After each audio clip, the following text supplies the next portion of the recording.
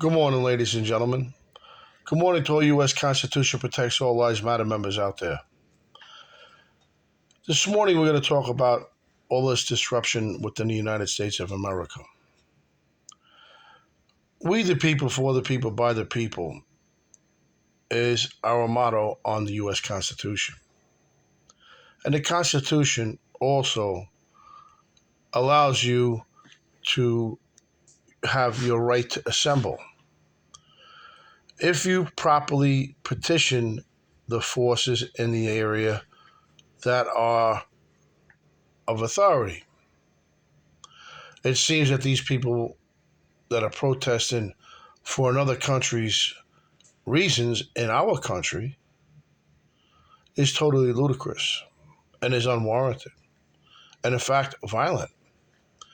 And it violates the laws governed by the RICO Act also. The Hobbs Act,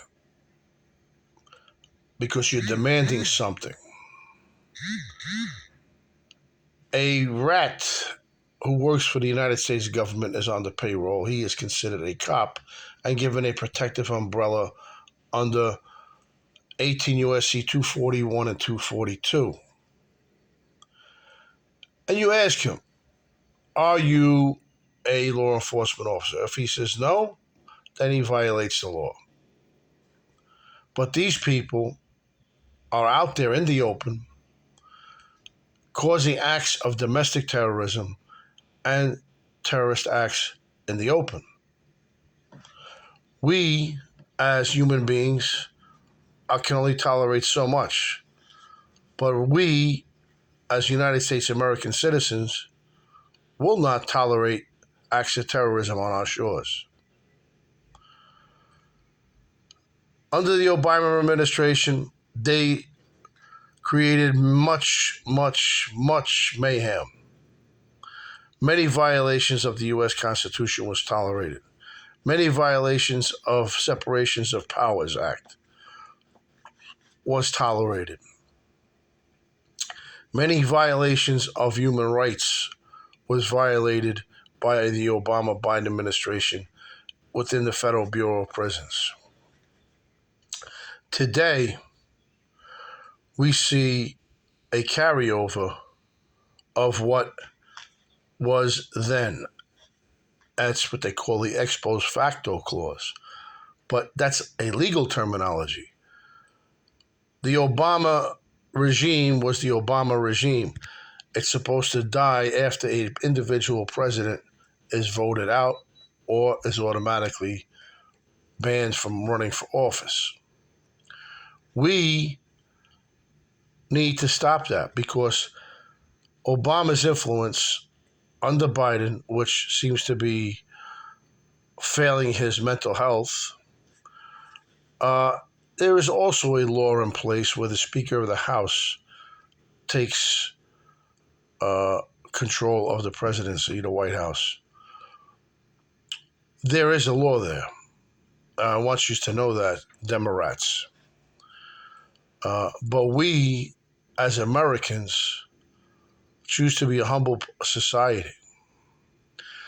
These kids today haven't the faintest idea what is done overseas.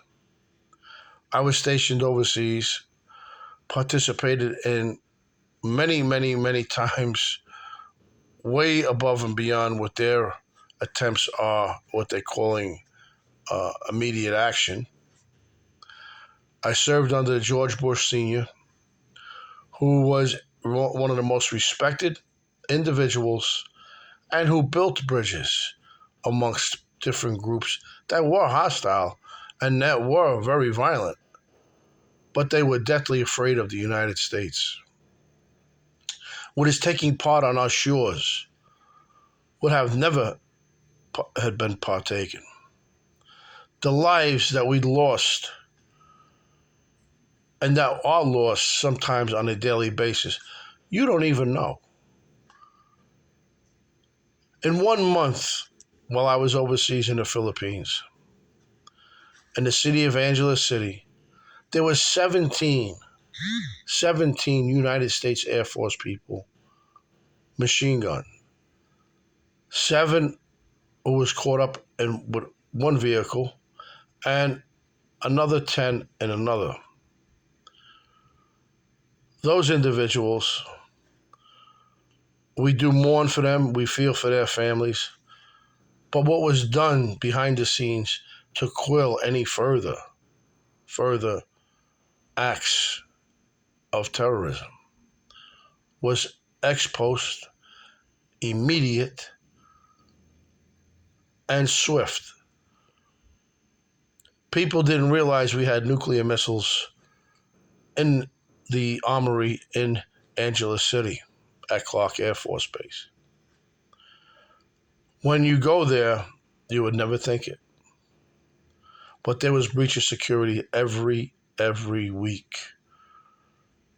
People just coming to eat on base. But then again, you had people there doing reconnaissance for communist groups, Muslim terrorist groups.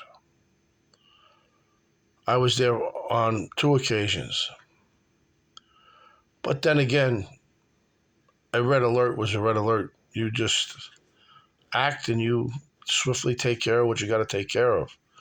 You take them out or you take them in. Either way, you're gone. So my best suggestion is a resolution to this problem on the streets of the United States of America is to take these people, get one of the U.S. Marshals aircraft from Con Air, and load it up with these fucking morons and send them to the front lines. You want to be a frontline rebel? Well, we can send you there and you can fight some real rebels. Those rebels have bullets. Those rebels have explosives. And those rebels hate you. So go back there and you fight your battle on your shores. Don't fight the American people on their shores. That is considered an act of terrorism, both domestic and foreign. So my best advice to the United States government, as a former U.S. Navy personnel stationed overseas, encompassed with several areas that we don't talk about, but we do discuss the need for security. We do discuss the need to have this stopped. In 2008, Barack Obama tried to stop me. In 2012, again, I was falsely arrested, put in prison, and convicted for spitting on a United States Marshal. That spitting never took place because, number one, there was no DNA, there was no injuries, there was nothing. There was not even a medical report.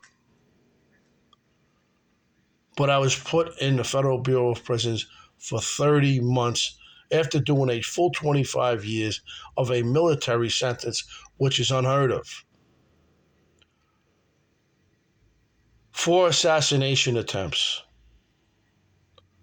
One most recently while I was receiving surgical procedure in Staten Island University Hospital, where 3 black females tried to inject me with an unknown substance, but one did identify it as Dilaudid. 3-inch of Dilaudid would have murdered me, would have killed me in my bed.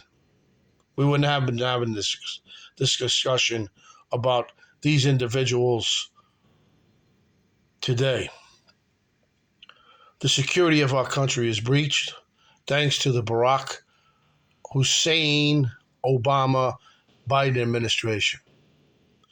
The attacks on Donald Trump on January 6th and before have been orchestrated by the Black Lives Matter movement, a domestic terrorist organization who is under the advisement of Barack Hussein Obama. This organization is allied with who? Chinese, the very people who own TikTok, the very organization that is brainwashing America by using Project M. Authorized by who? Obama. Biden. When's it going to stop? We pulled out of the Philippines in the early 80s, which I worked on that project. I had many clearances and need to know clearances. Clearances that the president wasn't even authorized to. But we rebuilt the island of Guam as a stronghold in the South Pacific. This was not a strategic maneuver. The Philippines is strategically placed within that corridor of protection. We need to have an increased presence in that area. The outlying islands are occupied by several terrorist groups. They use those islands as terrorist training camps. They use those islands as holding centers for people that they kidnap.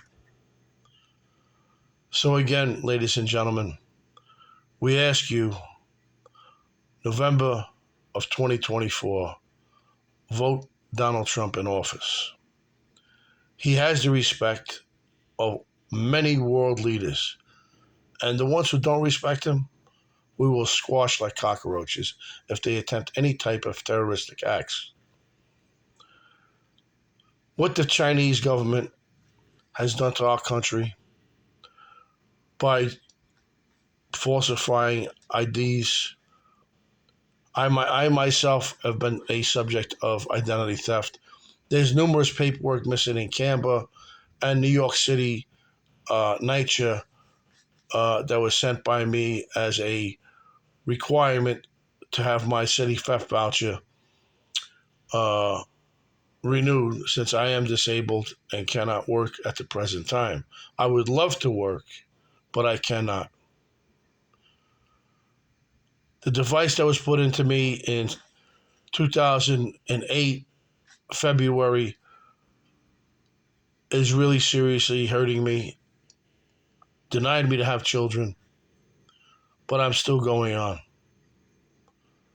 You can't kill a trooper. And remember one thing, those Navy SEALs who do talk about operations violate their oath of office. When you take an oath of office as a commissioned officer, you're to protect the country. You are to obtain your objective at all costs.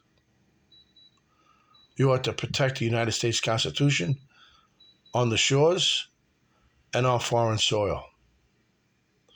But when a Navy SEAL talks about operations overseas and talks about Navy SEAL teams and other dive groups, operations, and modus operandi, you violate our oath. And I feel for you. For a few dollars on podcasts, you're selling your soul.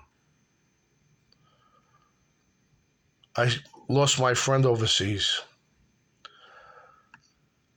I stand alone. I have no family.